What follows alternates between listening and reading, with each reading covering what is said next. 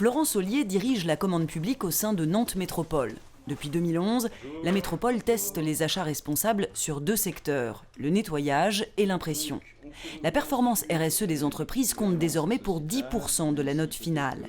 Pour y parvenir, Florent Saulier et son équipe ont dû relever un défi, rendre la RSE objective.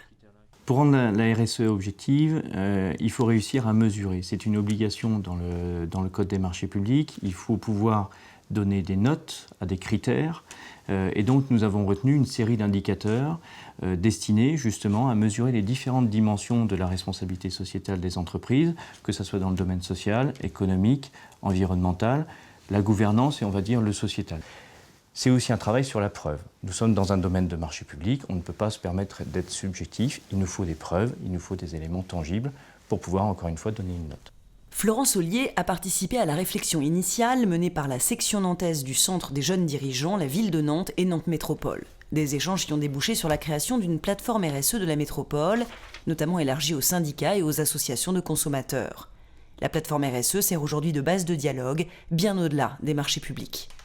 On a fait se rencontrer l'ensemble de ces acteurs dans le cadre d'une plateforme qu'on a créée, une plateforme RSE de la métropole nantaise, pour déjà échanger sur les points de vue des uns et des autres. On n'est pas d'accord sur tout, mais en tout cas, en fait, on fait un certain nombre de constats et on arrive effectivement à créer des projets communs sur lesquels on peut se retrouver. La collectivité ne peut pas agir seule sur la RSE. On a besoin des acteurs économiques d'abord. Quand on parle de responsabilité sociétale des entreprises, ce sont d'abord les entreprises qui doivent agir. Par contre, en tant que collectivité, on a la possibilité d'encourager. Guénaud fait partie des 50 entreprises qui se sont investies dans cette plateforme RSE. Éric Davy, son directeur général adjoint, le concède. Le dossier d'audit est lourd, mais l'entreprise en retire des avantages. 51 critères, c'est un petit peu de travail pour les remplir. Mais ça nous permet aussi d'avoir une bonne photo, un bon diagnostic de là où on en est. Donc ça nous amène à formaliser un peu plus les choses. Et puis à se dire, mais finalement maintenant qu'on a l'indicateur, comment on va plus loin pour continuer dans cette démarche. Éric Davy en est convaincu, cette relation tripartite est gagnante pour tous, la collectivité, l'entreprise et les salariés. Dans les marchés de nettoyage, les critères intègrent le rythme de travail en journée, des horaires qui assurent une meilleure insertion et une meilleure formation des salariés.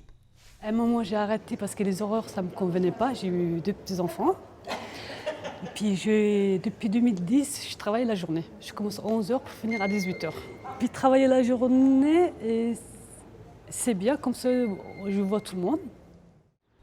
Nantes Métropole compte maintenant élargir les achats responsables à d'autres secteurs et augmenter à terme la part de la RSE dans la note finale. La métropole participe également aux travaux de la plateforme nationale sur la RSE. Elle est aussi sollicitée par d'autres collectivités ou métropoles pour échanger sur ces pratiques.